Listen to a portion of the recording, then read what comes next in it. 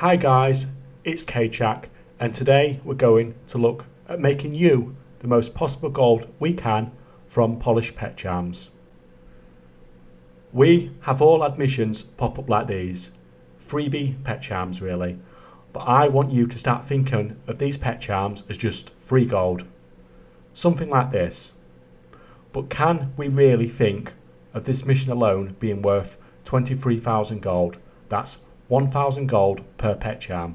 Is that even possible? Well, that is what we're going to look at today. There are basically 4 different things I have seen people in the community say regarding how we should be spending these, and I'm going to cover all of those. On the end, I'm going to add my own 5th idea, a high risk, high reward strategy that I'm doing with mine at the moment. So let's get into it. Buy what sells for the most. I have actually seen this given as genuine advice. I can't imagine where, but it sounds reasonable, right? If one pet sells for 50,000 gold and another sells for 25,000 gold, then surely the one that sells for 50,000 gold is what you should be buying. Well, that is until you consider the fact that one of these pets costs 500 pet charms and one costs 100 pet charms. You are paying 5 times as much to get twice as much gold, so probably not the best investment opportunity. So let's move on to option 2. The flawless Amethyst bubbleworm, the 10,000 pet charm pet that was introduced in patch 9.1. This guy is a popular pet because basically he lets you fire rainbows out your ass when you're running around. This is one of the most common things people advise to buy with their pet charms, and you can understand it. It packs a very hefty price tag which looks great. People love big numbers. The issue is that this pet costs 10,000 pet charms, and I can guarantee you now, whatever server you are on, this is not the best use for your pet charms per gold. The marked flawless battlestone. These stones are bind on account and upgrade any pet to rare quality. They are pretty decent for players serious about pet battles. You can buy an infinite amount of these from pet vendors for 15 pet charms each. Next, you then go into trade chat, which is now actually usable because we finally got rid of those annoying spammers. You offer to upgrade someone's pet for gold, they trade you the pet, you upgrade it, you trade it back, easy gold. I don't think this is too bad per se, but anything that is relying on selling in trade chat is always a hassle.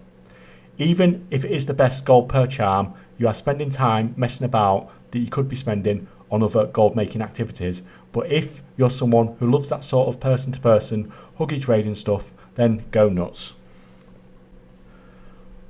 Option 4, and this is what I think is the best option for the majority of players who just want to make some gold. But remember, my strategy will be coming up after this. In the description below, I have linked a Reddit post from a few years ago by this chap and a Google spreadsheet that he made that he's kept up to date with current Shadowlands pets.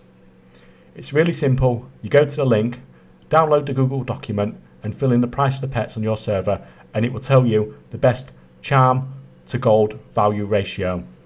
It's obviously going to take a couple of minutes to fill in manually, but you can't argue with the results. It's even color coded to make it really obvious what you should be buying. Now, when researching for this video, I did come across ways to pull the data input for your realm automatically, but it required Blizzard logins and all sorts of crazy stuff like that, which I didn't feel comfortable with, so I'm definitely not endorsing that or linking it here. But if you're willing to take that risk, it is only a Google search away. My strategy, simply wait. When new pets get released, be it a new expansion, new patch, the pets you can buy from pet charms are worth significantly more, especially if they are locked behind something like reputation. The price rapidly drops off as more people get it and list it on the auction house, but those first few on the auction house sell for an absolute premium. At this point, selling for 1,000 gold per pet charm is absolutely possible on pets that only require 50 to 100 charms. It's much harder to get 1,000 gold per pet charm on pets that require much more charms than this, as the sheer price tag seems to put people off. So what are the issues with my strategy? Well, you could be waiting forever to spend your charms.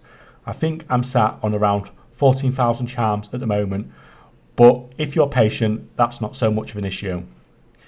However, what is an issue is when BFA released, all the current pet charms were changed to shiny pet charms, which were completely crappy. You are never actually going to let this happen, of course. You would buy up pets as soon as it got announced, but then the value of those pets would have dropped off quite a bit, so you'd be making less gold that way. It is completely up to you.